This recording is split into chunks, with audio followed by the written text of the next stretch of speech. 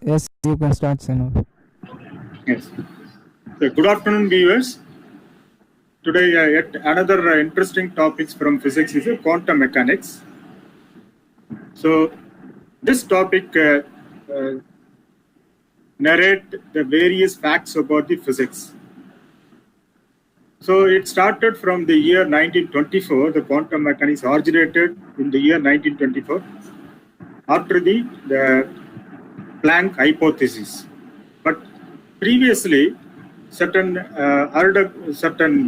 discrepancies have been arised that was not explained by any of the theories.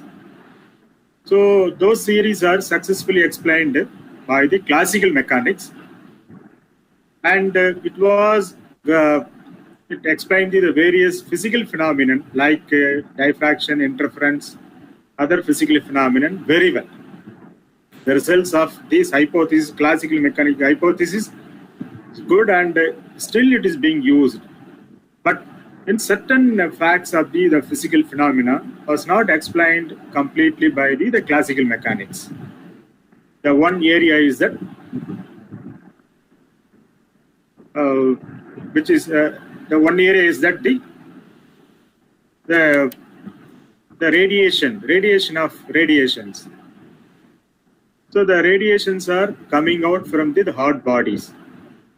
The radiations coming out from hot bodies was explained by the classical theories, Rayleigh-Jeans law and Wehrmann displacement law. These two theories have explained the black body radiations to some extent, but they do not completely explain the black body radiations. The black body radiations, one, and to some extent, the classical mechanics have explained some percentage, but it is not completely explained. So that is the starting point of the quantum mechanics, where the Planck have given the successful hypothesis, but he did not know that is the origin of the quantum mechanics. But according to the Planck hypothesis, the radiation coming out from hot bodies is in the discrete manner. It's a burst of energy or the packet of energy. The energy emitted from the hot bodies not in a continuous way, as explained by the classical mechanics. So as a result of that, he introduced here the energy of the burst of energy called quanta. The equation for the burst of energy or a packet of energy, E is equal to h nu. And he is able to explain successfully the black body radiation. And whatever the hypothesis given out by the Planck was later used by the Einstein, and thereupon many theories have make use took the Planck hypothesis. So slowly, the importance of quantum mechanics got into picture. First of all, we take into account of the another important physical phenomena is that the photoelectric effect.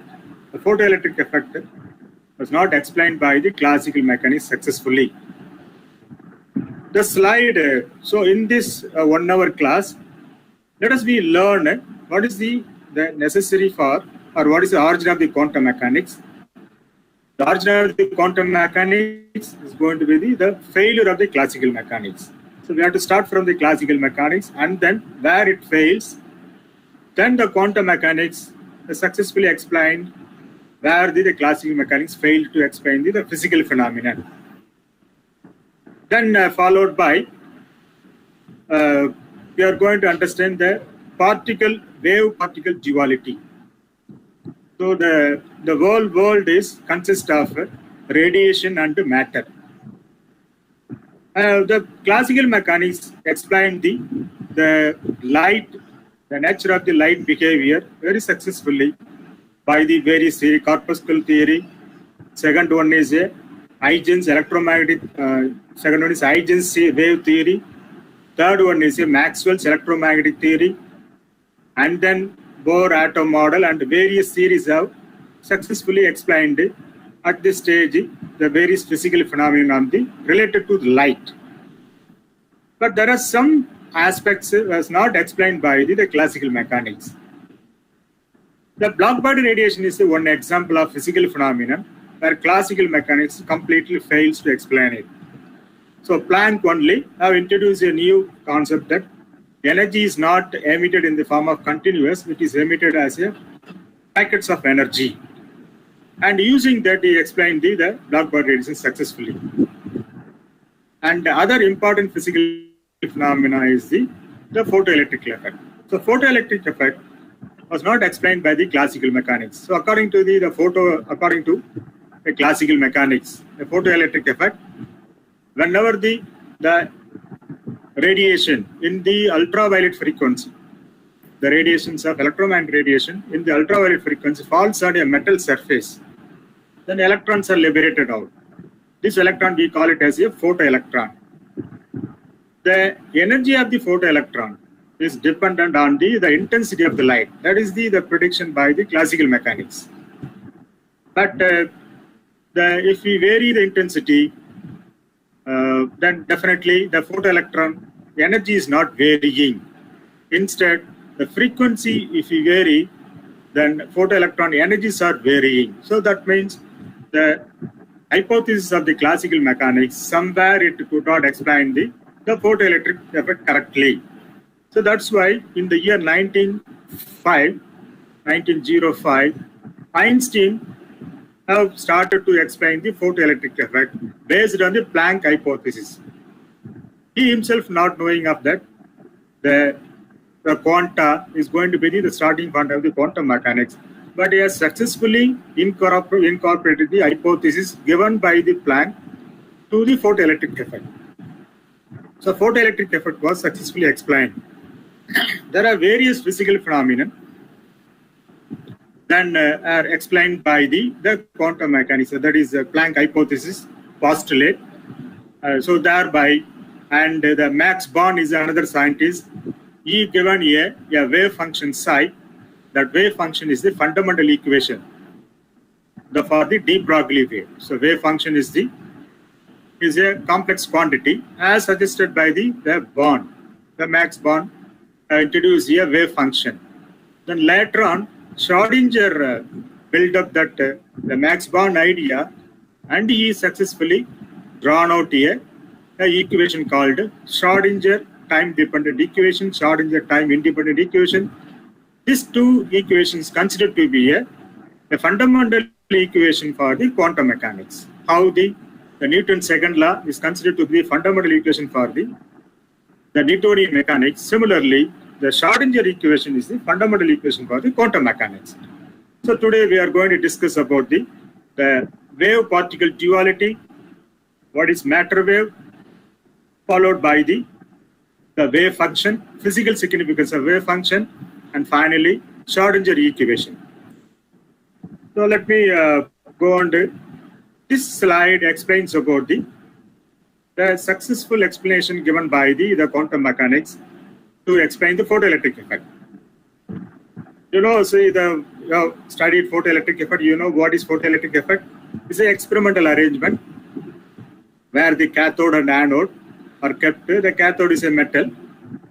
Anode is the electrode where the electrons are attracted by applying a negative potential. So when a high frequency radiation falls on a metal surface, then as a result of that, photoelectrons are liberated. So these electrons are moving towards the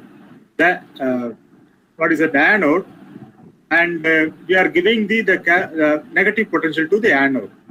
So then only we are giving the negative potential to the anode. So thereby we are getting a current in the circuit. So this is the photoelectric effect. Let us try to understand where the classical mechanics fails to explain the photoelectric effect. First, we understand that the results of the photoelectric effect.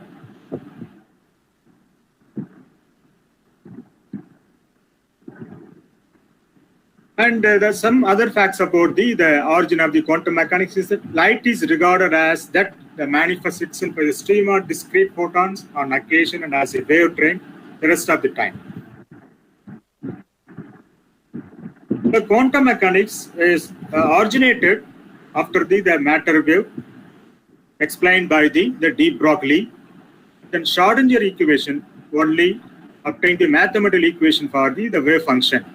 So the Schrodinger wave equation, we can call it as a Planck hypothesis followed by Einstein interpretation for the photoelectric effect, the de Broglie, and then Max Born, followed by Schrodinger. So all their contributions are contribution caused for the origin of quantum mechanics. All their contribution only causes for the origin of the quantum mechanics.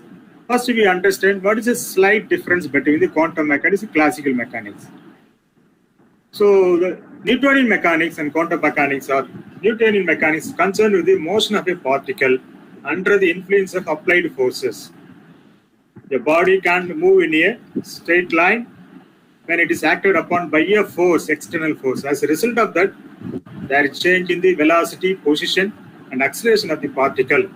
And this velocity, position, and acceleration of the particle can be measured accurately.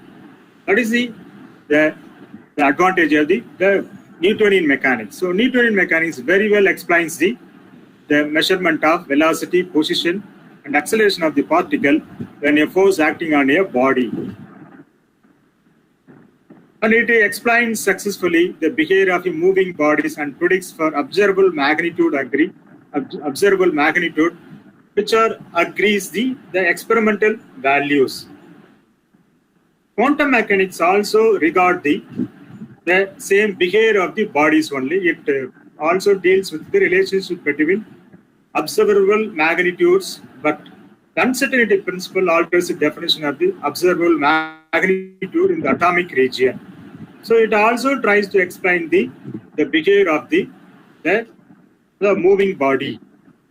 But there is one condition, uncertainty condition. This limits the measuring the position, velocity, and acceleration, or other space and time of the particle.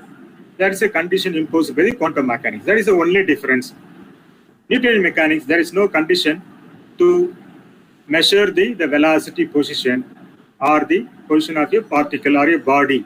But whereas quantum mechanics, it imposes one condition. That condition is the uncertainty principle. Later, we are going to discuss the uncertainty principle.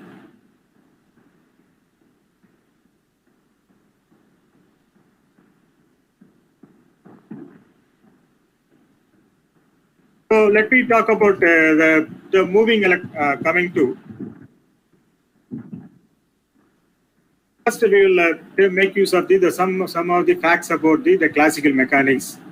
Newton corpuscle theory, Huygens wave theory, electromagnetic theory, all explains the behavior of a light.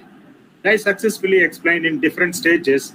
They all allowed us to measure or understand the behavior of light. And but the polarization, interference polarization, these are some light phenomena explained by the electromagnetic wave. So, but this electromagnetic wave could not explain the photoelectric effect. But whereas the photoelectric effect was successfully explained by the Einstein, and so we have to understand that the light has got dual nature. So we cannot have the behavior of light, the dual nature simultaneously. We may have the behavior of light either as a particle or as a wave. So that's why we call it as the light has got dual nature. We call it upon as the wave particle duality. This is the center of the modern physics. So to understand the behavior of light, some wave theories are there, and also particle theories are there. And by incorporating the wave theory and particle theory, then only we can understand the light phenomenon. To understand the light behavior, if you have only the wave theory, it's not sufficient. Or if you have only a particle theory, that is a photoelectric effect kind of a theory, it is not sufficient. If you have both the theories, then only we can understand the light behavior. That's why the wave particles duality is the center of the understanding modern physics. I already explained the photoelectric effect. What is photoelectric effect? The important result of the photoelectric effect the graph, looking at the graph, the photon energy versus the frequency.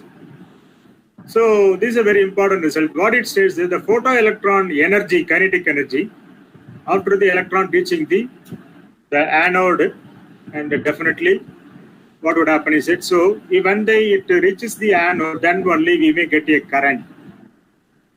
So by reaching the anode, and then when electrons are moving in a circuit, only will get here the current due to the electron. So this energy of a electron is directly proportional to the frequency of the incident light falling on a metal surface. This is an important result. So according to the photoelectric electrode, as explained by Einstein, the energy of the photoelectron equal to h nu minus h naught. The h nu is the kinetic energy of the photoelectron, and this is a threshold energy of the photoelectron. So in order to eject the electron from a metal surface, there must be a minimum energy supplied to the metal surface. And this minimum energy supplied by the photons only, there is a possibility of knocking off electron or the ejection of electron from the metal surface. So this is a very important thing. Then according to classical mechanics, the intensity of photoelectron is directly proportional to the energy of the photoelectron. But here, on the contrary, quantum mechanics is explained in different way, that the energy of photoelectron is directly proportional to the frequency. In that way, that differs. And so Einstein only explained successfully, but he did not adopted his method, and he just adopted the postulate predicted by the Planck's. He just incorporated the Planck hypothesis, and according to the Planck hypothesis, the energy emitted from the radiations are not in the continuous form, it is like packets of energy. Then the energy of the packets is given by the Planck, which is equal to h, E is equal to h nu, where h is the Planck constant and E is the frequency of the photon. So, and based on and he just rearranged the equation, and he obtained the equation as, that is, this is a photon energy. So the photon which is falling on a metal surface, they are utilized by the metal in two ways, to provide the kinetic energy for the moving electron, and then to expenditure some energy to eject from the metal surface. So he has modified the equation, and hence, so this equation is clearly obtained because of the Planck hypothesis. So we can call it as the photon energy as the quantum energy, because photon carries discrete packets of energy, which is equivalent to the kinetic energy of electron and work function of the surface. So work function of surface varies with respect to metal. Certain metal having work function less, certain metal having work function high. So the work function is represented by the equation h nu naught. So what is work function? It is a minimum energy required by an electron to escape from the metal surface. And this minimum energy is a characteristic of a particular metal. That's why it is called a work function. So light propagates as a series of little packets of energy, is directly opposed to the wave theory of light. So according to wave theory, the light propagation is in the form of continuous. But according to the Planck hypothesis, or according to Einstein, the light propagates as a series of the little packets of energy. But wave theory successfully explained diffraction and interference and other light phenomena. But the Huygens wave theory also explains certain wave phenomena. Light energy is emitted continuously. So light energy emitted continuously is the prediction given by the classical mechanics, but it could not explain the photoelectric effect phenomenon. So that's why the Einstein have differently thought that he just incorporated the Planck hypothesis. As a result of that, he able to explain the photoelectric effect phenomenon. So according to quantum mechanics, Light spread out from a source as a series of packets of energy. But the same way, the classical mechanics explains that the light comes from a source is similar to the when a stone dropped on a pool of water. When a stone dropped on a pool of water, the waves are spread out continuously. This is the explanation given by the classical mechanics to understand the behavior of light. But the same event is explained by the quantum mechanics. When a photon moves and it can carry only a discrete energy, it cannot carry the continuous energy.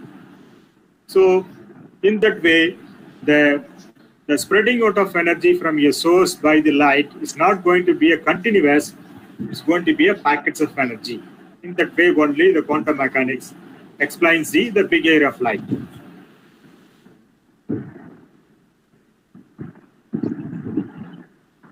So I already mentioned that the quantum mechanics and the classical mechanics are varies only one aspect.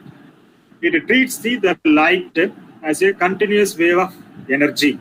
That is the prediction by the classical. But quantum mechanics treats the light as a discrete form of energy. That is the main difference. But the classical mechanics also explains the behavior of various light phenomena. So the slight difference between them is that the Newtonian mechanics is going to be the approximation of the quantum mechanics. So the quantum mechanics explains the microscopic bodies and the macroscopic bodies as well. The classical mechanics explains the behavior of the macroscopic body, but it neglects the behavior of the microscopic body. What is a microscopic body? Atom consists of electron, proton, neutron. The behavior of electron or motion of electron, proton, neutron is neglected by the classical mechanics. But whereas quantum mechanics is even take into account of this behavior of the electron or behavior of electron, proton and neutron. As a result of that, it is able to explain from microscopic aspect of the matter to the macroscopic aspect of the matter. And later on, so the 1905 is the starting point of the the origin of the quantum mechanics. Then after 20 years, another important hypothesis is predicted by, it's given out by the de Broglie. De Broglie suggested that if a nature is full of radiation and matter, if light behaves in dual nature, then why not the matter behave like a dual nature? So he has just applied the nature loves symmetry principle, and he took it as matter also behaves as a similar way of the light. So in the year 1924, the de Broglie hypothesis was very well accepted by the scientists. But in the year 1905, the Einstein photoelectric effect is very, very hard to accept by the scientists.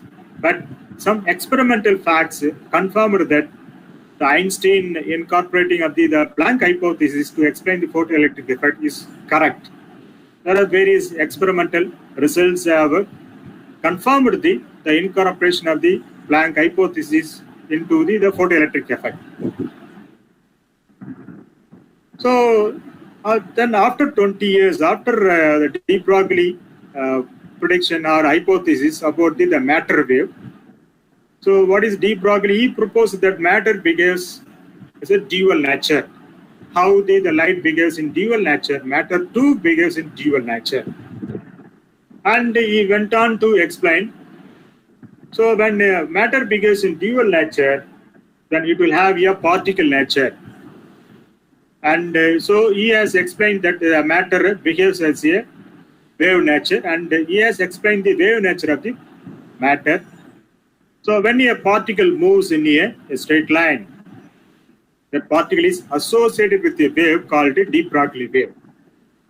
So when a particle moves, it spread out in a space. So the particle can be located at any one of the position within a given interval of time. It can be located at anywhere.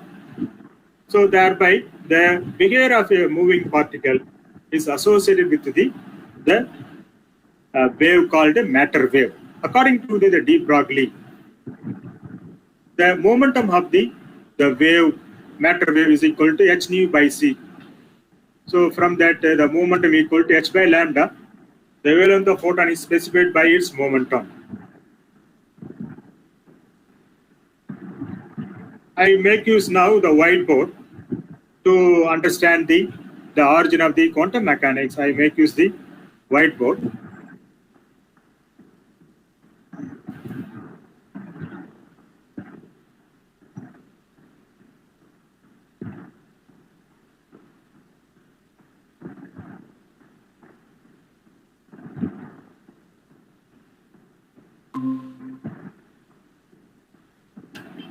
So after de Broglie suggested that, I hope that I hope that the whiteboard is visible to everyone. When matter moves in a straight line, that is, matter means the matter consists of microscopic objects like electron, proton. When the electron moves in a straight line, then which can be expressed as a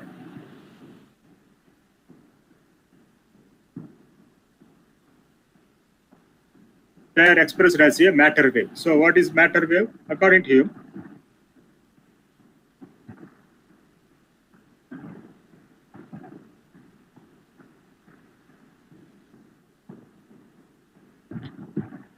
So this is known as the particle velocity.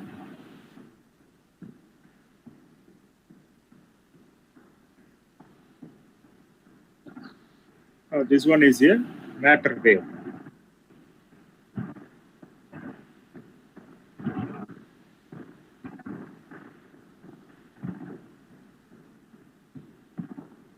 So the particle can spread out in space. It can be here sometime, it can be here sometime, it can be here sometime. So then the behavior of the moment of a particle is explained by the wave nature. This is explained by the de Broglie. So according to de Broglie, the wavelength associated with the moving particle is given by lambda is equal to h by p. So where h is the Planck constant,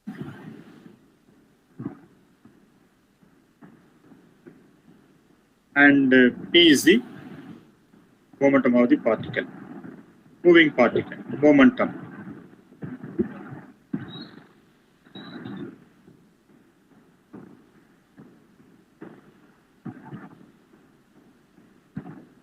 And we can change. So this is a very important point as given by the de Broglie. So de Broglie wavelength lambda is equal to h by p.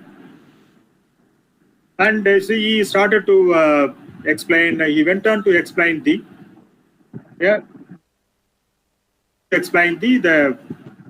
stretched string. He went on to explain the light in vacuum, or the behavior of matter.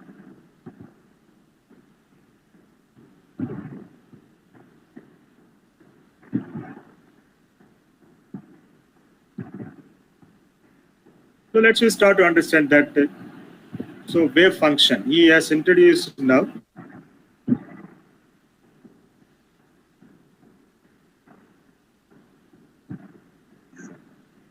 Before to discuss the wave function, we start to write now the mathematical equation for the wave.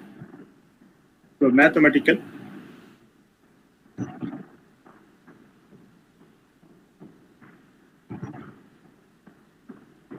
representation for a wave.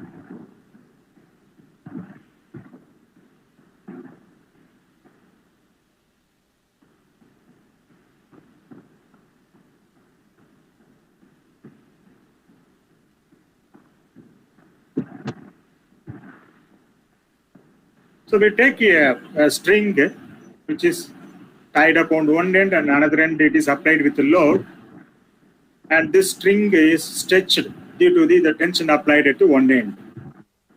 And so the stretched string, from the analysis of stretched string, we can write down the equation, mathematical equation for a wave. And this wave is explaining the displacement of a particle in a space and time.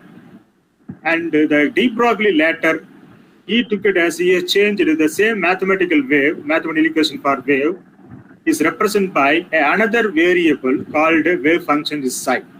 So let's we start to understand now mathematical representation for a wave. Consider a stretched string, say harmonic wave.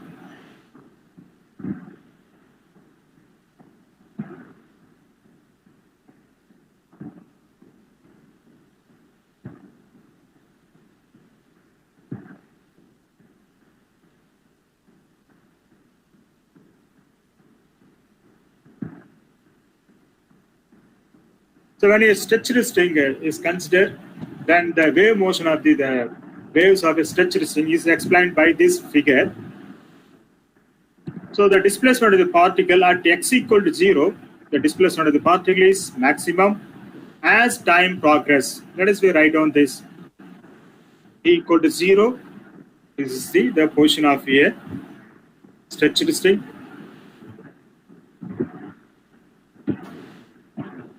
I go to the new page.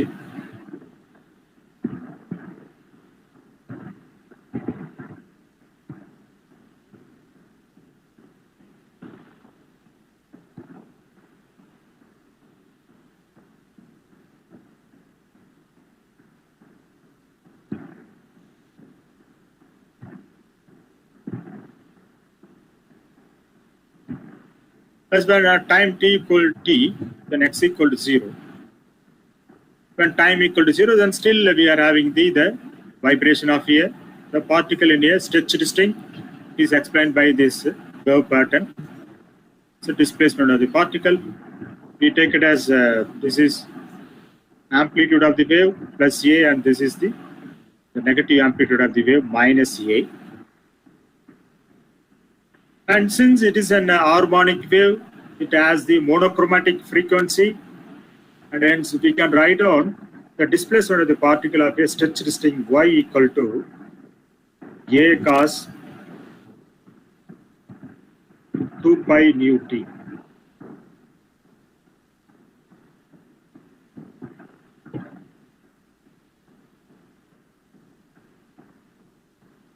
Where a is the amplitude and nu is the harmonic frequency.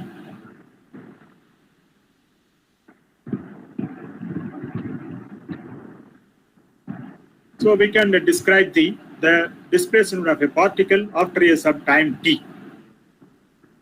And this equation is describes only with respect to time only, but this displacement of a particle do not have the function of the position x. So x is the function x is not represented in this equation. In order to incorporate the position x for the displacement of the particle, let us consider that at a t equal to 0 and n x equal to 0, a string is taken and which is straight. And when t starts, then waves are propagated. When time starts, waves are propagated. Then in a time between x equal to 0 to that it attains a position x. Say it attains a position x.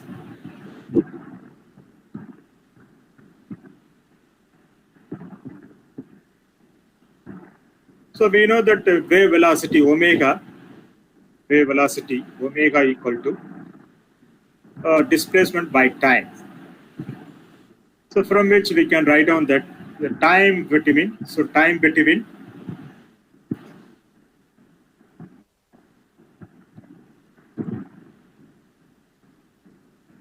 zero and t,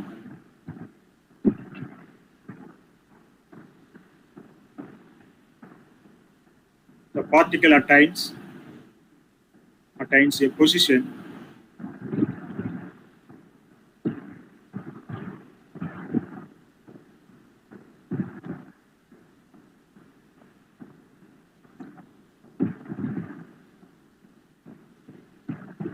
So x equal to omega t attains a position x equal to wt. I take it as it is not omega, it's a w. It's a phase velocity w.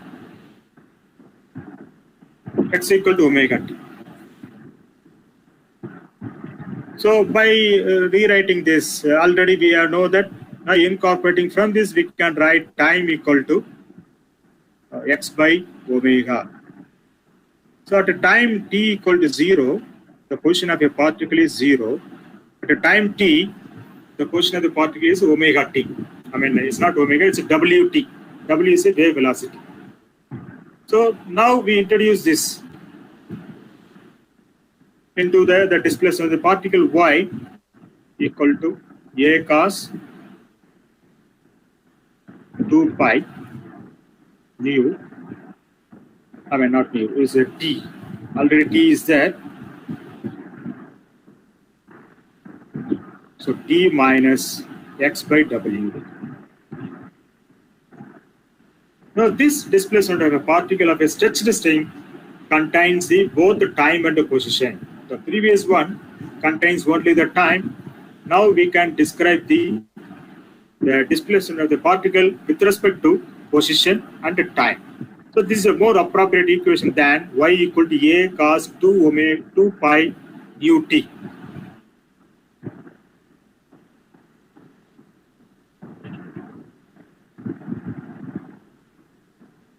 Nu is there. So now multiply nu inside, we will have this is a most wanted one. Now we incorporate another thing. So a cos 2 pi multiply nu internally, we get nu t minus nu x by w. Do you know the wave velocity or particle velocity which is equal to nu lambda? So nu equal to w by lambda. So substituting this,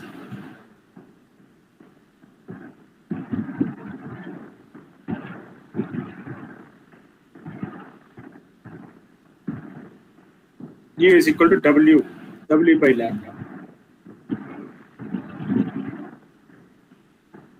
So now we'll get omega equal to a cos 2 pi nu t minus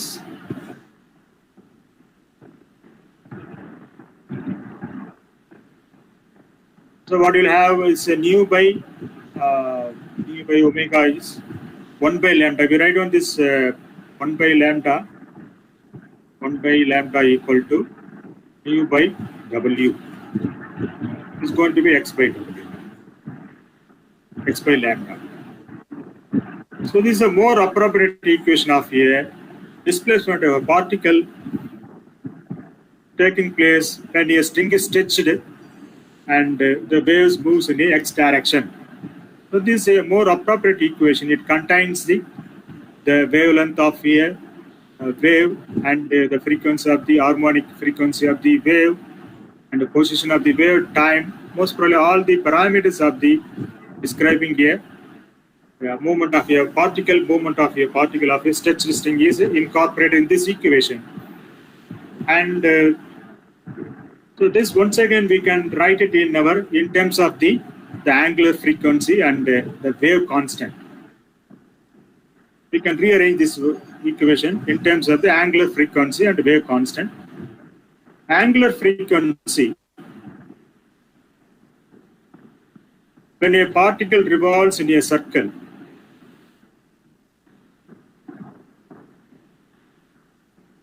then it shoots out to a 2 pi nu per second. 2 pi nu, where nu is the frequency, the number of times complete the revolution is the frequency. So 2 pi nu radian, 2 pi radian.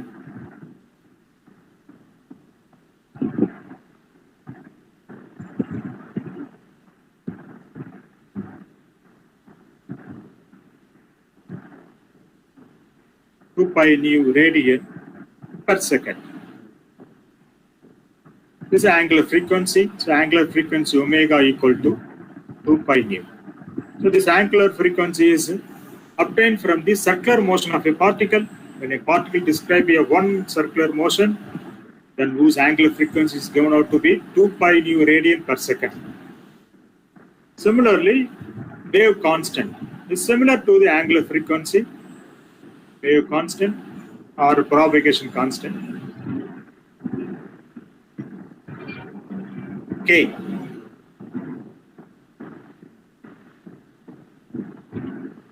Two pi by lambda, which is nothing but 2 pi radian for a 1 meter wavelength of a wave. 1 meter wavelength of a wave. So when a wave spread out,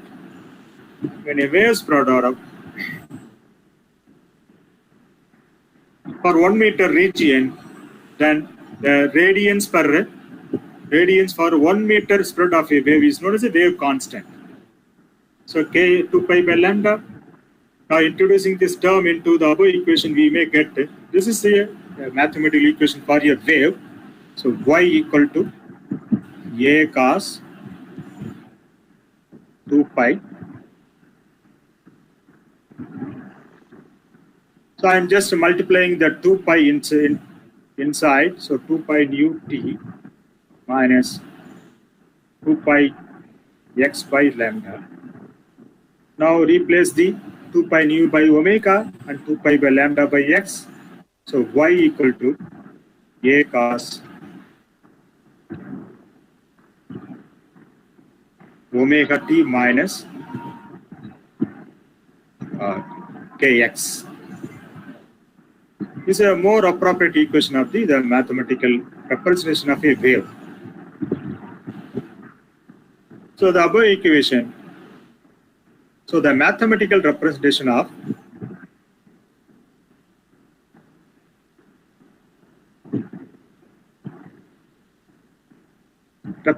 a wave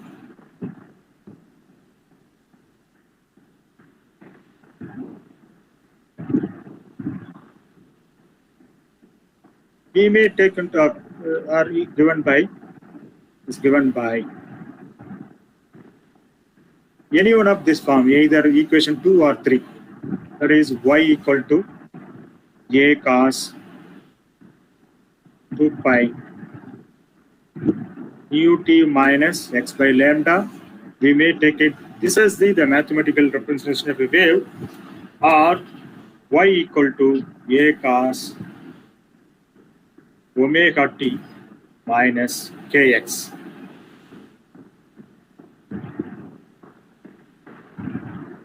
So these are the two different forms of the mathematical expression of a wave.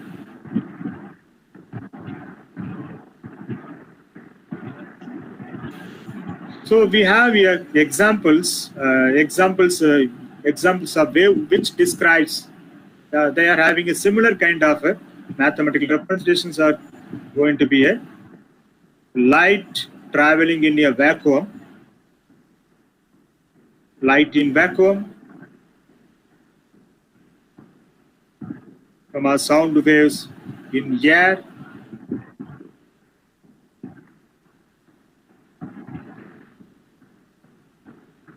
and stretched string are the examples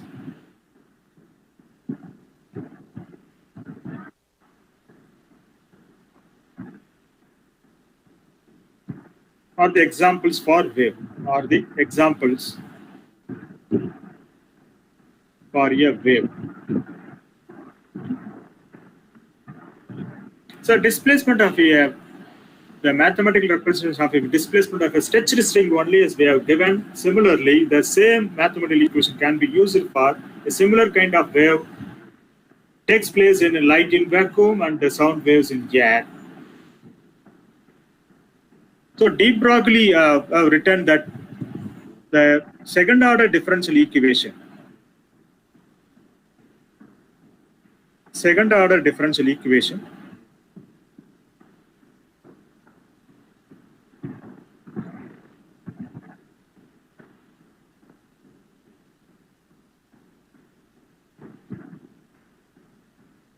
for wave motion is expressed as dou square second order partial differential equation, dou square y by dou x square equal to 1 by v square dou square y by dou t square.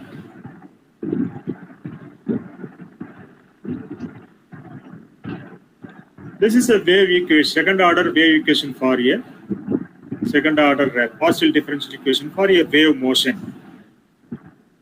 And the solution for this equation, the solution for the possible solution,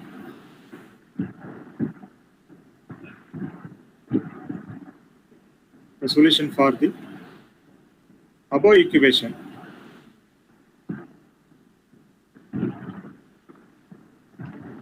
y equal to a e power minus I omega t minus x by v. So we know that e power minus I theta equal to a cos theta plus I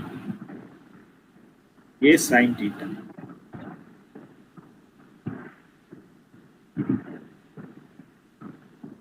So by expanding this, making use of this e power I omega, I am taking this a variable theta.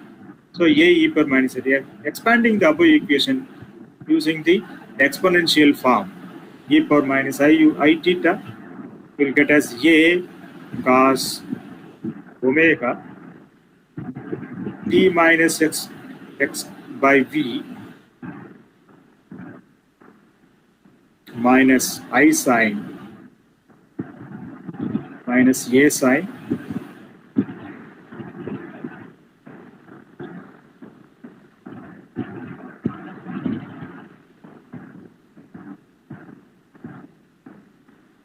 omega t minus x by v.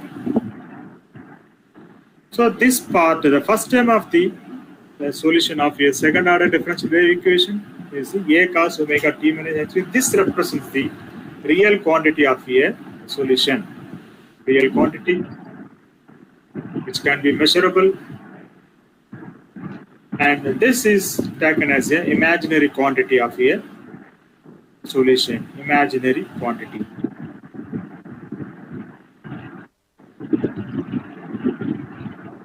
So classical mechanics have taken into only the real quantity, it discarded the imaginary quantity. So classical mechanics took the solution of a second order differential wave equation as a cos omega t minus x by v. So classical mechanics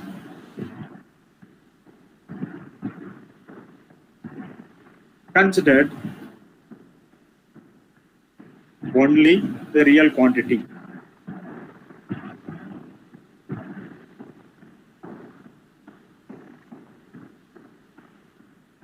And it discarded the imaginary quantity. But the quantum mechanics took the both real quantity and the imaginary quantity and they interpreted the wave equation. As a result of that, much information is taken into account in describing the wave motion of a stretched string. I think so.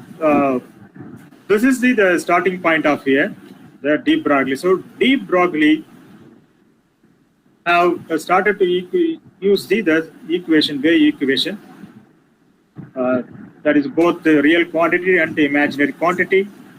So now is going to be how the quantum mechanics differ from the classical mechanics is that the y is replaced by a new variable called psi.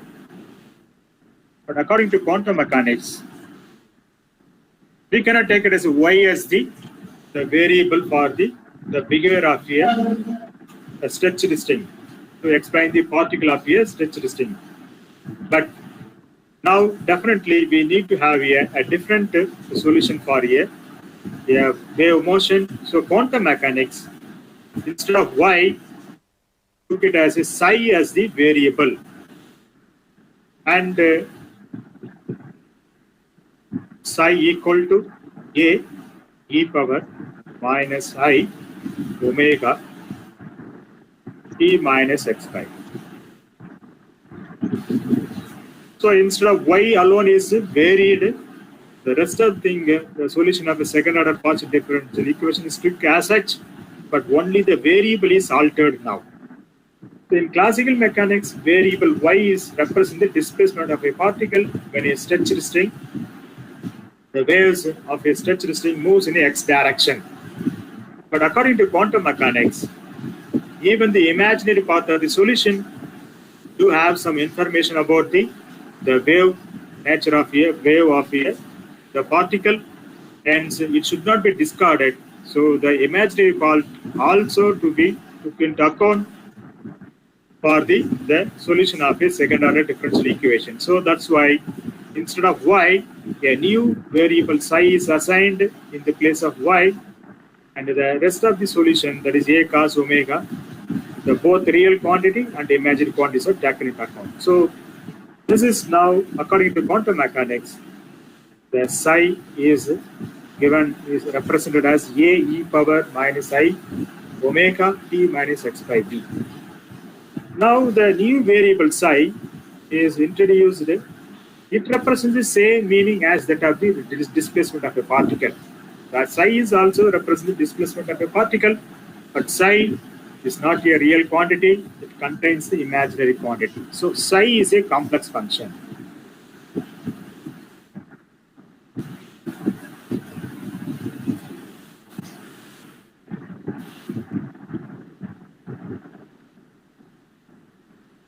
So psi equal to, for example, if a complex function is written as a plus ib,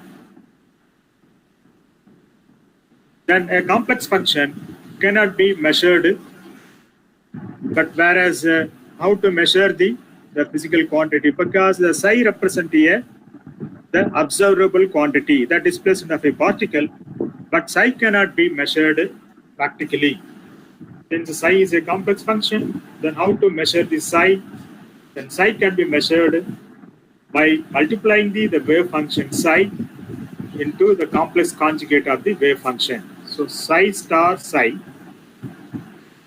Now let us introduce a psi star and then we multiply it.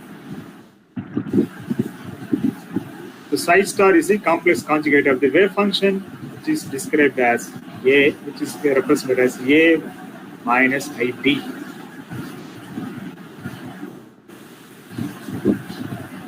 So then how to measure the wave function is that the product of the wave function and its complex conjugate give rise to a plus ib, a minus ib. So which is equal to a plus b into a minus b form. Algebra we use in algebra. When a plus b and a minus b, then we use it to write which is equal to a squared minus b squared. So using this property of algebra, and now we can write it as a squared minus I squared and b squared. So what is I? According to the complex quantity, I is represented as square root of minus 1. I takes the value square root of minus 1. Then I squared equal to, if you take square of this I, then we will get I squared equal to minus 1. The root cancels. So substituting the I square value here, already minus is there. Then replacing I square by minus 1, we will get psi star equal to a square plus b square. Psi star is represented by the modulus of psi square is called probability density function. A square plus b square. So this is called as a probability density function. Probability.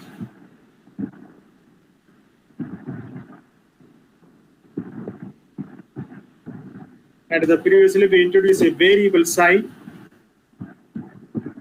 There is a complex function which describes the psi is a complex function which describes the behavior of a wave. behavior of a wave due to the stretched state. Now let us give the significance of the psi. Let us understand significance of psi.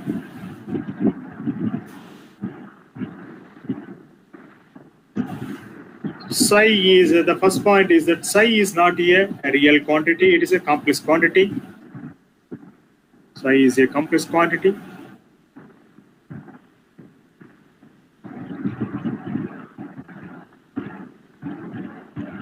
Which means that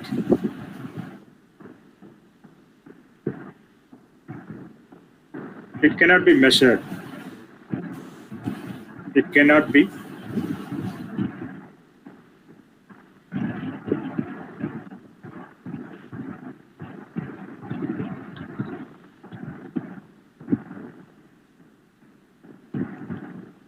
the meaning of psi is sorry. So it describes the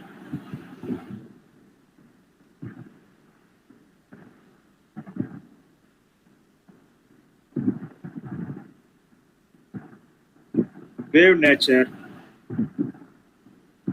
associated with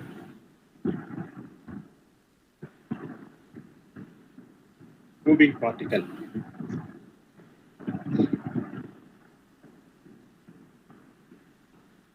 So that is the meaning of psi.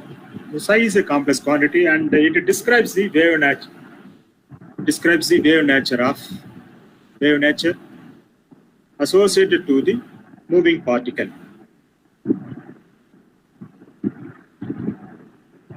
And it is a probability function. It is a probability function.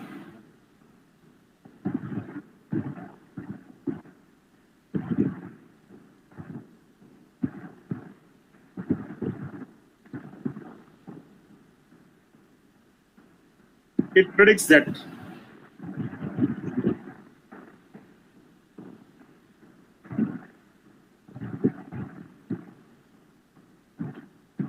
if wave exists, or if a particle moves in a straight line,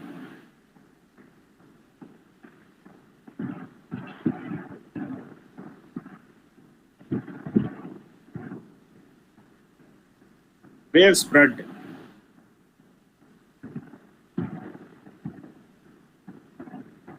in a space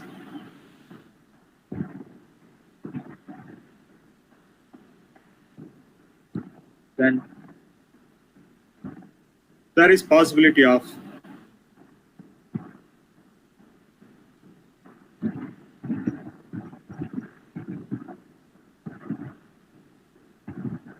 probability of finding a particle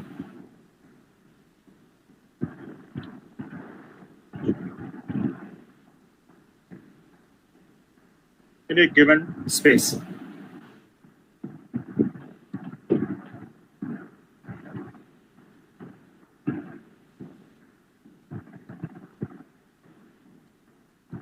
This is another interpretation given by the wave function psi. And I said already, it associated with the wave, and when a wave spread out in a space, then a wave can have a positive amplitude, negative amplitude.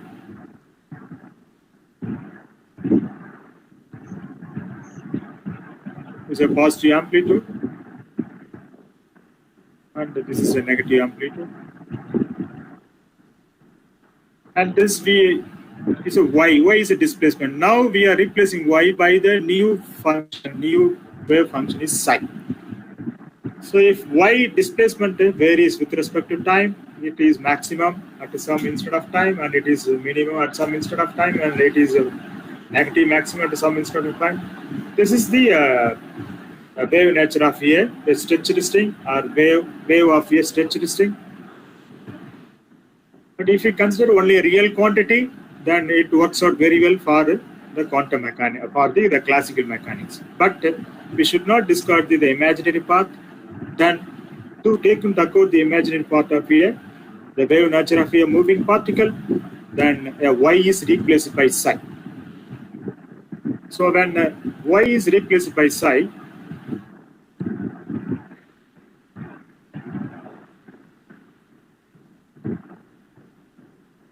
this is psi, the wave function psi.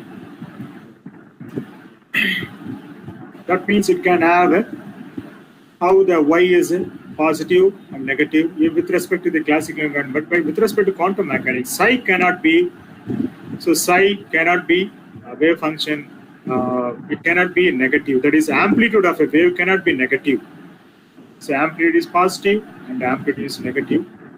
And amplitude can have positive and negative, but psi cannot be positive and negative because psi itself is a probability function.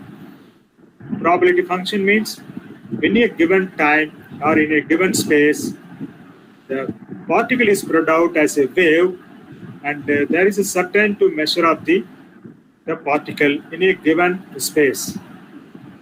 So there is a certain to measure the particle in a given space. That means in some time, the probability is a 20% possibility of measuring a particle of a wave is possibility, and in some place there is a 50% of the possibility of measuring the wave, and in some places it can be less than that. So the probability can be varies between 0 to 1, but a probability cannot have positive and negative. So the psi is a probability function, and so the amplitude is a positive negative. So we cannot say the psi is here. It represents the amplitude of a wave only, but the psi cannot have a negative and positive. It can have only a probability of finding it to some percentage, 20% or 50% or 100%. So probability can vary between 0 to 1.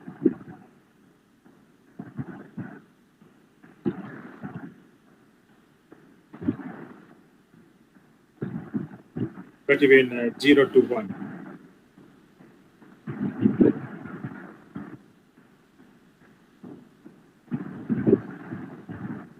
But it cannot have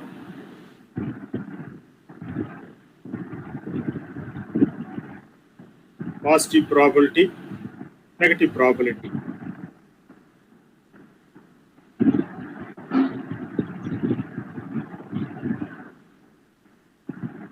So it is suggested by Max Born. So Max Born now interpreted the significance of the wave. So Max Born. So after the de Broglie introduced a new hypothesis called the matter wave, and Max Born only have interpreted the wave function. So the wave function cannot have the positive and negative, and so since it is a complex quantity, it cannot have a positive and negative, but it is not a physical quantity at all. So wave function is not a physical quantity. Physical quantity means which can be measured accurately. Then only we call it as a physical quantity. If a wave function cannot be measured accurately, then how to measure it? Then only comes a probability density. So Max Born stated that a psi can be vary from the probability of finding a particle can vary from 0 to 1. That is a percentage of finding an electron in this space. It can the electron can be, when an electron moves in a straight line, we can give the probability 20%, 50%, but we cannot give that that is going to be a positive probability, negative probability. So it can vary only 0 to 1. So probability and probability event are different. So probability event is going to be a real quantity, but probability itself is not measurable. So probability is not a. According to Max, he suggested that in this way, and so the way of measuring the wave particle, that is wave function, is given by the probability density function, that is psi square. Psi square is going to be the probability density. Probability density.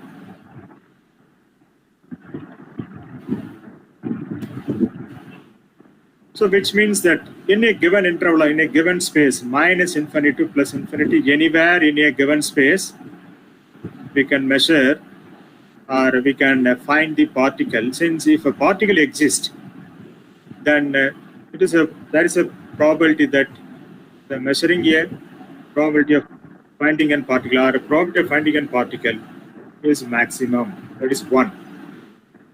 into dV in a given volume equal to 1. So this condition is the normalization of a wave.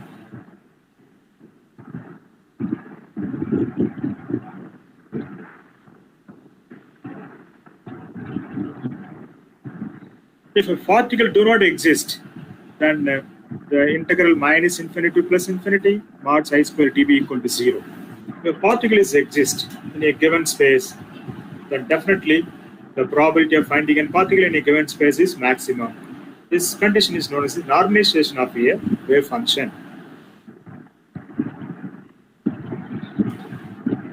So this is a probability density. We can simply write it as a probability, this one. So minus infinity to plus infinity, 3 dV equal to 1. This is another form of the probability density function. So probability density function multiplied by dV within a limit minus infinity to plus infinity, integrating the probability function, probability density function in a given volume between the minus infinity plus infinity is maximum, because we assume that a particle exists in a given space. If a particle is not present there, then it can be taken as 0. Then other significance of the physical significance that so psi is a single valued function. So single valued function, and psi is directly proportional to the probability density function. And that means that the probability density function is also single valued function, but derivative of this psi, dou psi by dou x with respect to 3 coordinate axis, dou psi by dou y, and dou psi by dou z is a continuous function.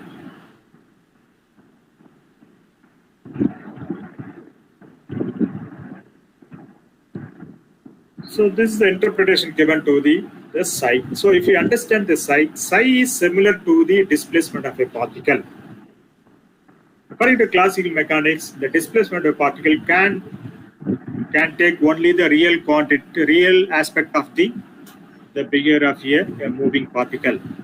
But the quantum mechanics consider the both real and imaginary part of the moving particle of a wave. So when we take both the real quantity and imaginary quantity, then y cannot be used for represent the solution of a second-order differential equation. So y is replaced by a new variable called psi. The psi having this significance, and if you understand the psi, then probably we can understand the behavior of a moving particle. The behavior of a moving particle can be taken as a free particle, or the moving particle can move with some restriction. And if you identify if you write on the equation for psi, and if you write on the equation for the derivative of the psi at a different space, at different point, at different space, then we can get the various conditions of the wave. So this is the starting point of the quantum mechanics. So Schrodinger have given formulated a mathematical equation to understand the wave function of a matter. Well, let's start to discuss now the Schrodinger wave equation.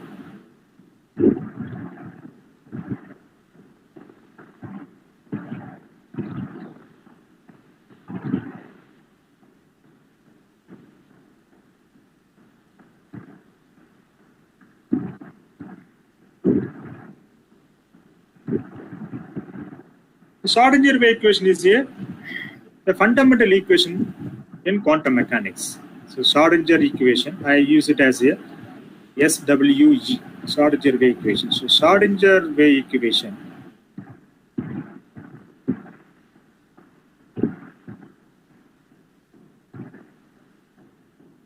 is a fundamental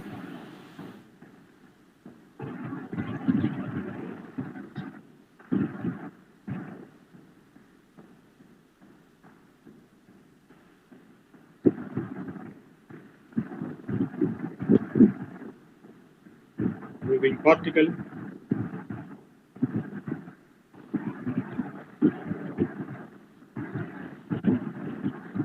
similar to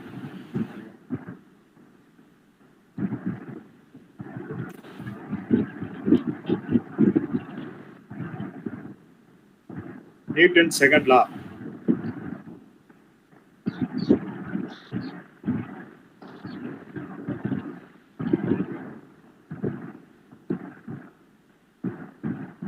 Newton's second law of Newtonian mechanics.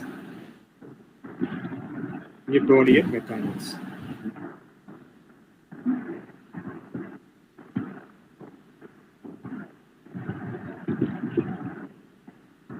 So using that second law of motion, be able to identify momentum of a particle, acceleration of a particle, and other aspect of the moving particle.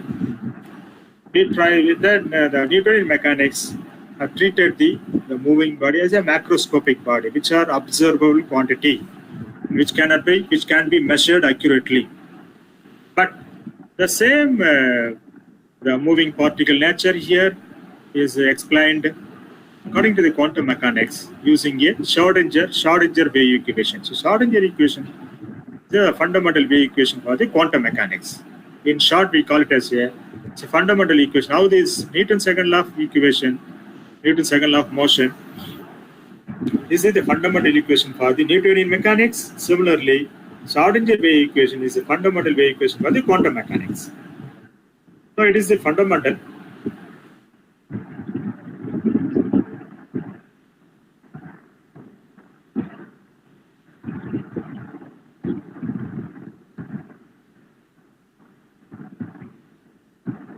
For the quantum mechanics.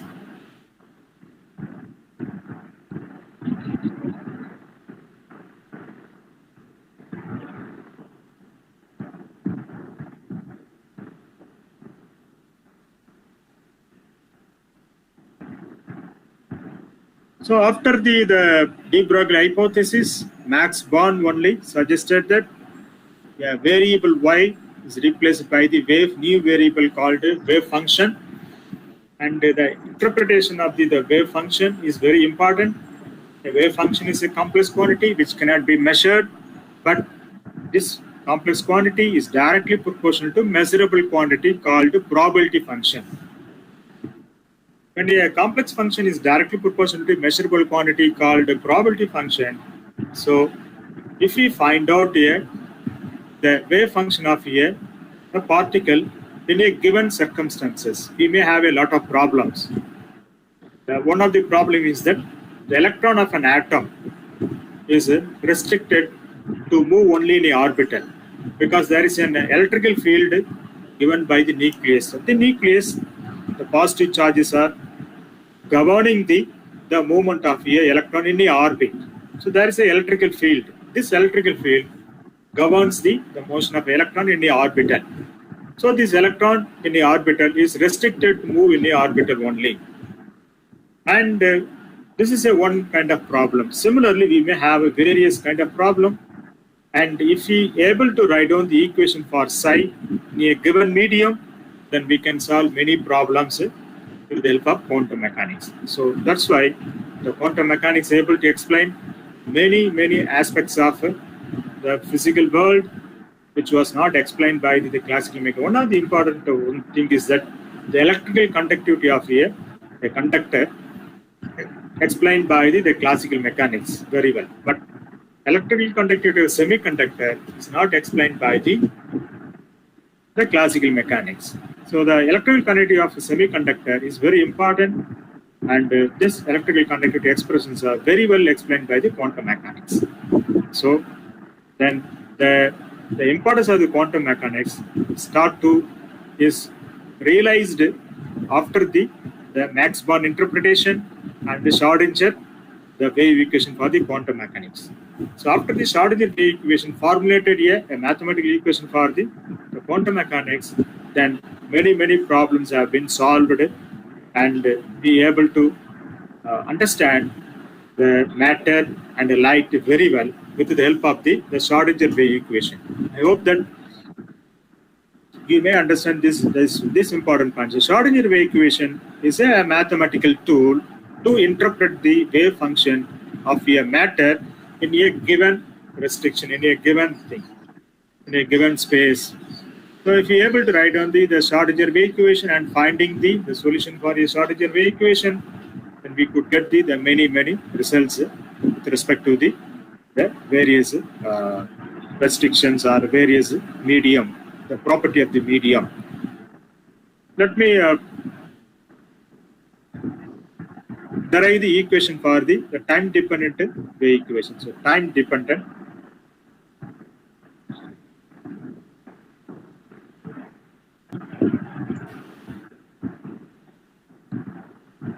Schrodinger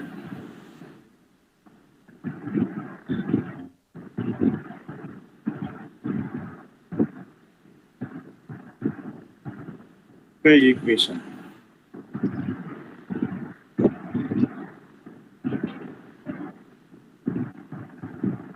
Let's start with according to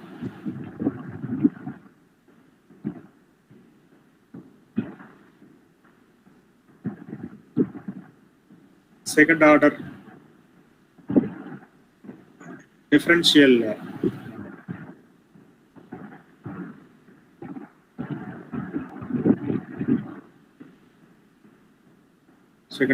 equation of a stretched string.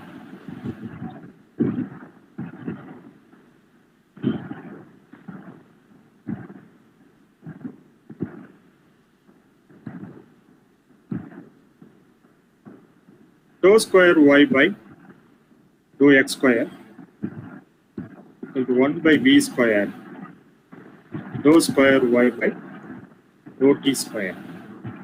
The solution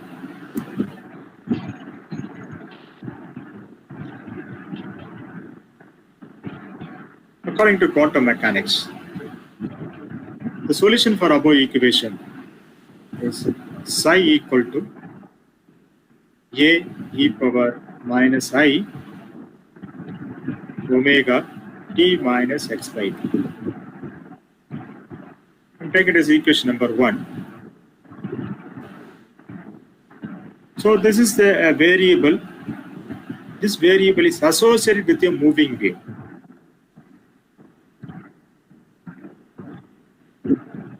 Or a matter wave. So when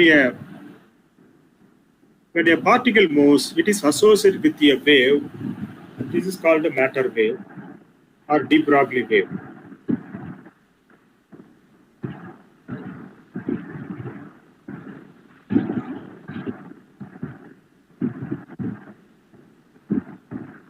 This is the wave associated with a moving particle is called a de Broglie wave. And the solution for the second order differential equation is given by psi equal to a e power minus I omega t minus x by v. So psi is a function of position and time. Looking at this thing, psi is a function of x and t.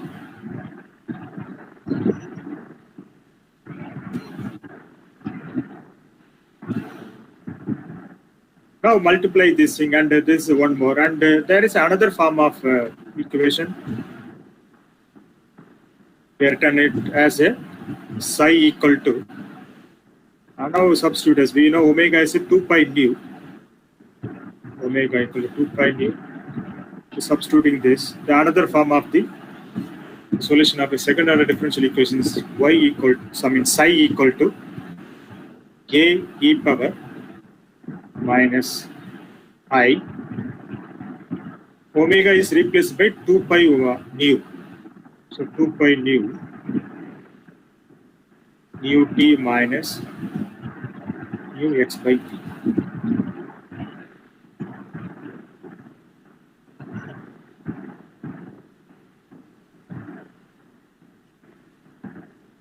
So this can be given by psi is equal to a e power minus 2 pi I nu t. We know nu by v. We know v equal to nu lambda. So nu by v equal to 1 by lambda. So 1 by lambda equal to nu by p,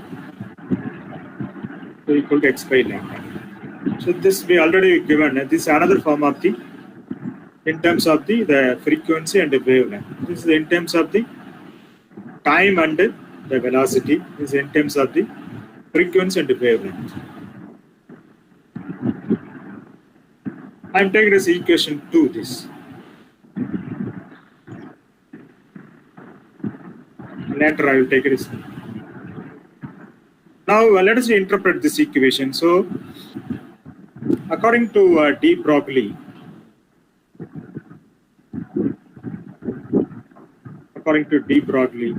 wave concept,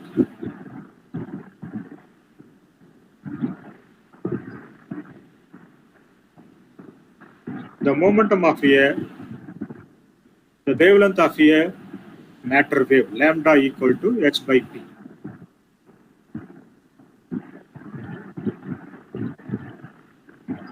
So according to wave concept, or according to Planck hypothesis, according to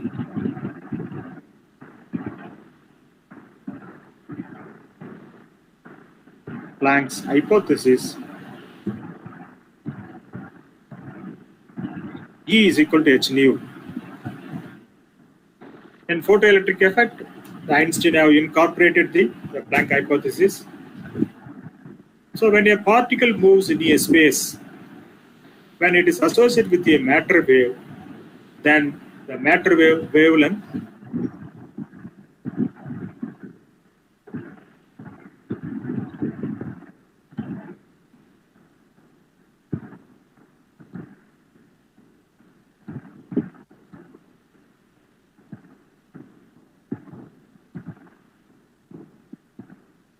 just a minute, somewhere the whiteboard is disappeared.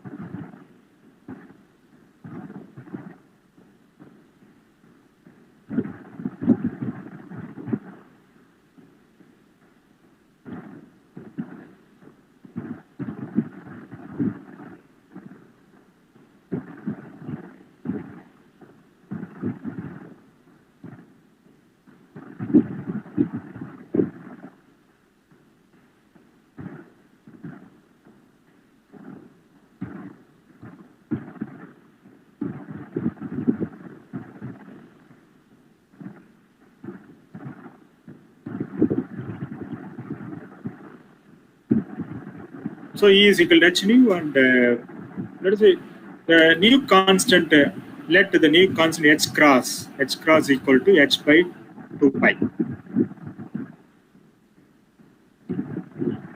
Because this 2 pi and h will always appear, we wanted to reduce this another constant h cross. So from this we can write it as wherever h comes, that which can be replaced as 2 pi h cross. So we can write on this lambda equal to 2 pi h cross by p, and here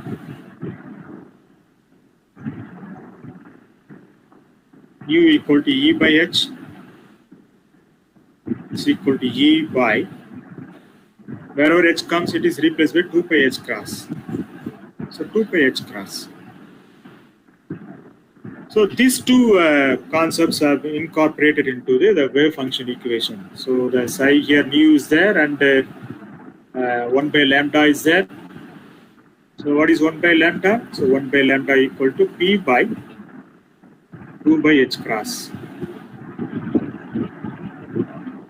So substitute the, so I'm taking this equation 2. I already some equation number. It can be very, I do not have continuity of looking at the equation number here. So I take it as this equation number 2. Substituting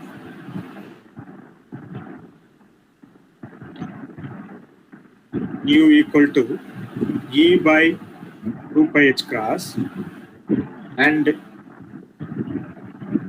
1 by lambda to the P by 2 by H cross into equation 1. We get psi equal to A e power minus 2 pi I. In the place of mu, we are going to substitute. So E by 2 pi H cross minus, in the place of 1 by lambda, we are substituting Px by 2 pi H cross. Since 2 pi H cross appears in the denominator of the exponential term, or the first term, second term, exponential term consists of the denominator is 2 pi H cross. We take it outside, A e power minus 2 pi I by 2 pi H cross E by E minus dx. This 2 pi get cancelled and the remaining is going to be A e power minus I divided by H cross E minus Px. This I am taking as equation number 3. So this equation will give rise to a behavior of wave function with respect to that the wave function involving energy and momentum of a matter wave. The energy of a matter wave, we know, which is equal to E is equal to mc square, and the momentum of a matter wave P equal to h by lambda. So in terms of momentum and energy, the wave function of a moving wave or a matter wave is expressed using the above expression. And if we find the derivative, the partial derivative of this equation, then we can find out the added information about the wave function. So find out the differentiation of the above expression 3.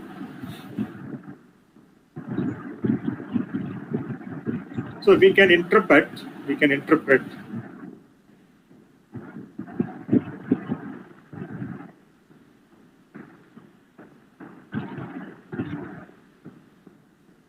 more about the wave function psi if we know partial derivative of wave function.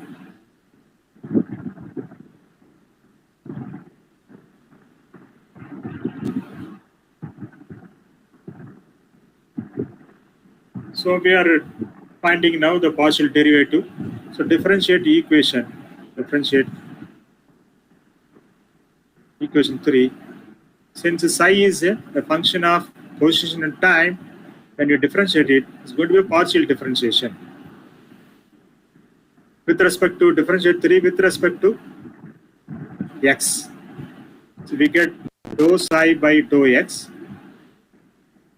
equal to, we know exponentiation differentiation comes as such A e power minus I by H cross E minus PH, which comes as such.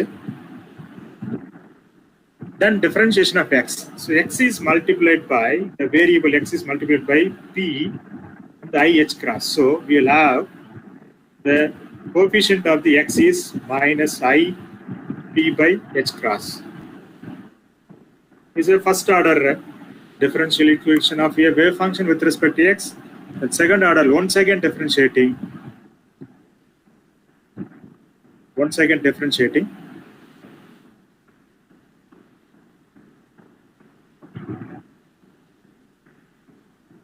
About equation with respect to x. We get dou square psi by dou x square. The exponential differentiation is exponentiation and then differentiation of the x. A e power minus I by h cross e minus px. Then differentiation of x is going to be the coefficient. The p minus already minus p I p h cross is there. It is going to be square of now. So this coefficient now becomes square.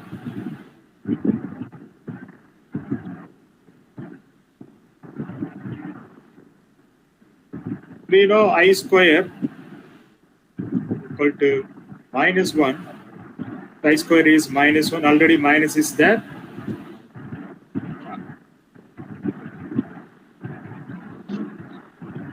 So minus square is plus and I square is minus 1. So we will have minus p square by h cross square.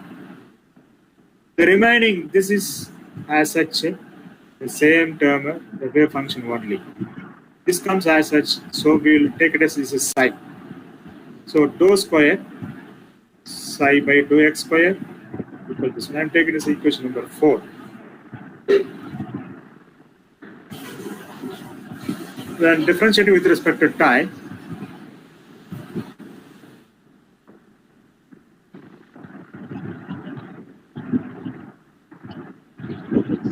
Dou psi by dou t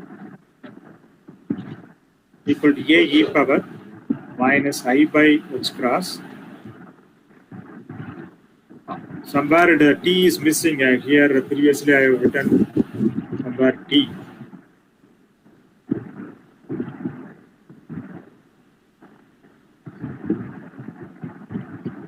This t is there and this t is missed in subsequently. So I introduce t is there and I missed this t term. Sorry, t is there.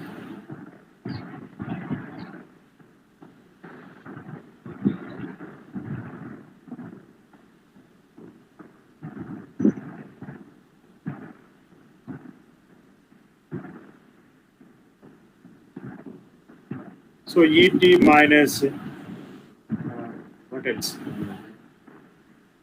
Dx by h cross. The differentiation of t is going to be the coefficient. So minus I e by h cross. So this can be written as minus I e by h cross into psi. Since this is retained, this is already assigned as a wave function psi. Take as equation 5 this one. So when a particle moves, the total energy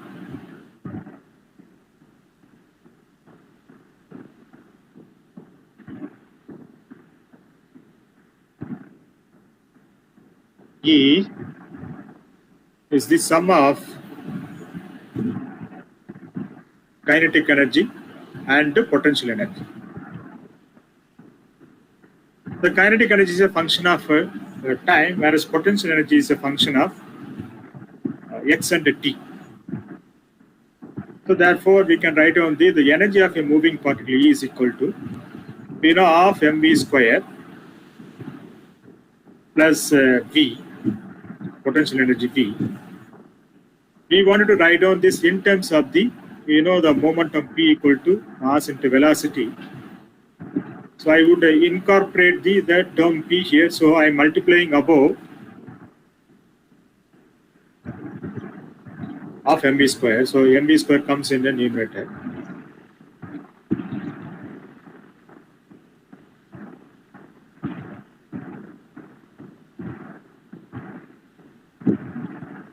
Since I want to introduce the p here, if you have what else? If they are appears in same power, m square p square, I can take a p square. So I am multiplying the above expression as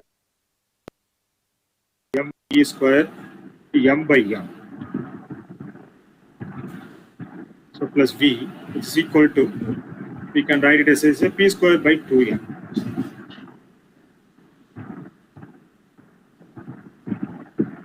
So this moving particle is having here, this moving particle is associated with a matter wave.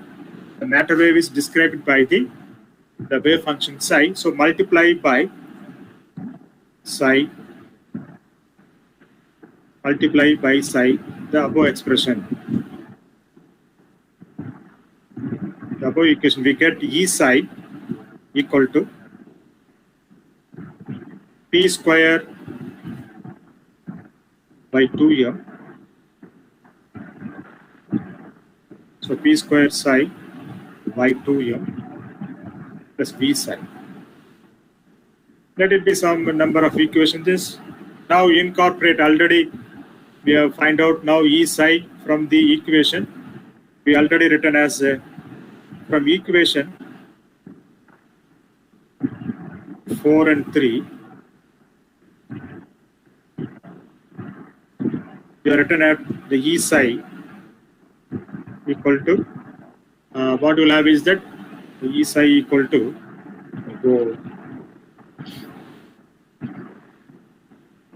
E psi equal to h cross I dou psi by dou t, and the p square psi equal to h cross square into dou square by dou x square.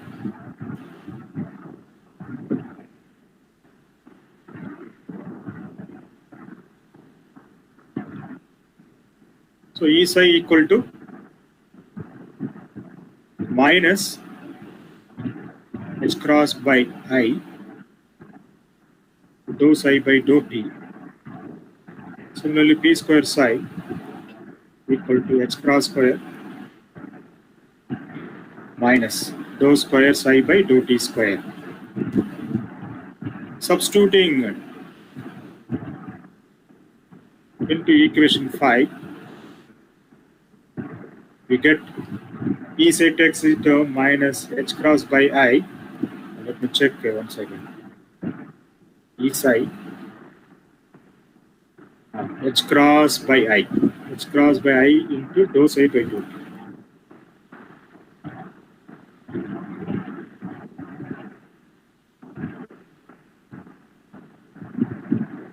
Dou psi by dou t. And p square psi is minus h cross square. Already by 2m is there.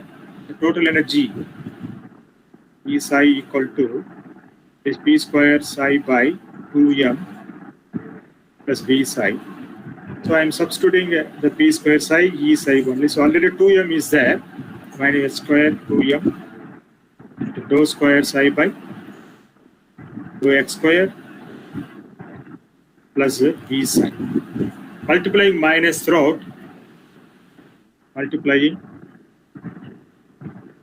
by minus throughout, we get h cross by I is dou psi by dou t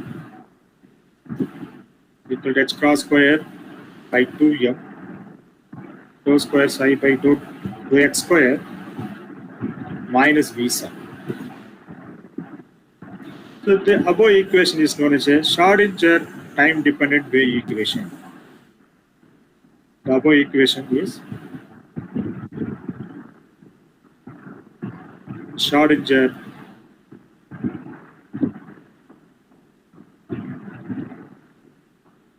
time-dependent Schrödinger wave equation.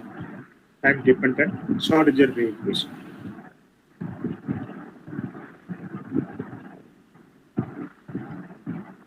If a particle is a free particle only, we will have the psi.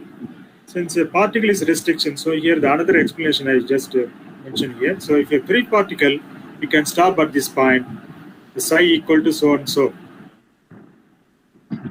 We can stop at this point. So if a free particle, we can stop at this point. But a particle can be may under some external forces. When a particle is under some external forces, then we can know much about the particle, differentiating, finding the partial differentiation. So after finding the partial differentiation, substituting, the time-dependent Schrödinger wave equation is given.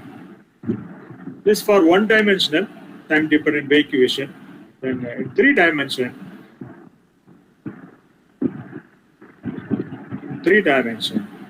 time-dependent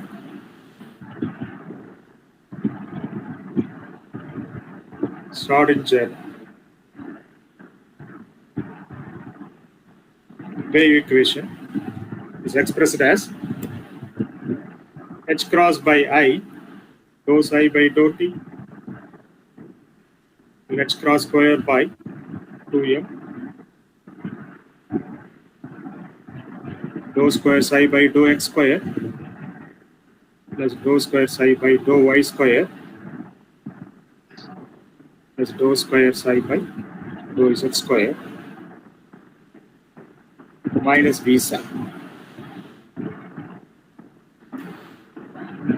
Let del square is a Laplacian operator. Let del square is a Laplacian operator.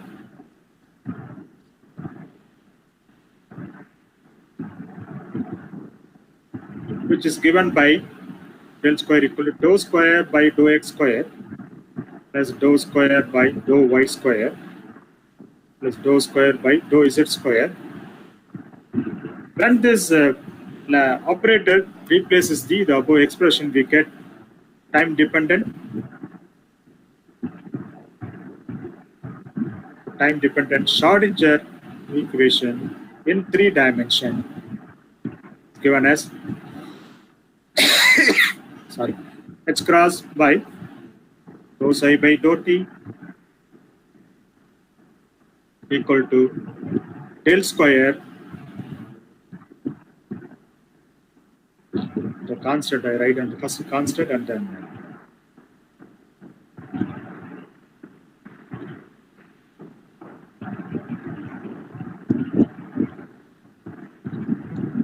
equal to dou square, the h cross square by 2m del square psi minus v psi.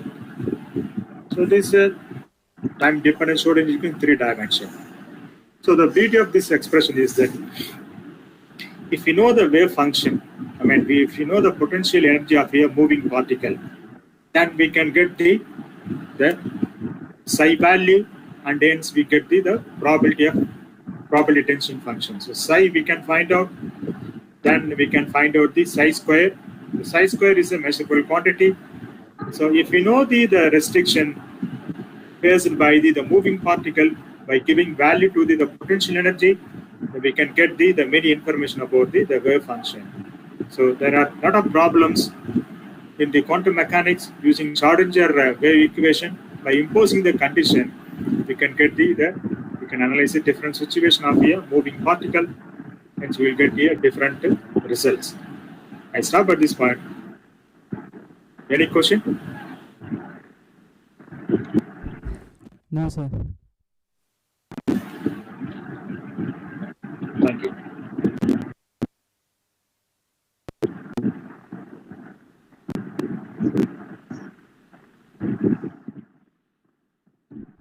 So is the session over, sir? Huh? Sir, continue பண்றீங்களா sir? இல்ல, stop பண்றேன். Okay, sir. Thank you, sir. The summary of the today class is that we started with the failure of classical mechanics, and using quantum mechanics, how the photoelectric effect is explained, then followed by the de Broglie hypothesis, followed by the mathematical representation of a wave equation and the solution for a mathematical wave equation. Then in the solution we had real quantity and imaginary quantity. Quantum mechanics take into account both the real quantity and the imaginary quantity of the solution. As a result of that, we are able to understand but we can able to understand the more information about the moving particle. In that way, the quantum mechanics is different from the classical mechanics. The imaginary part is also taken into account. So much information about the moving particle is known. by substituting by the new variable function called SI. Thank you. Thank you. Thank you, sir.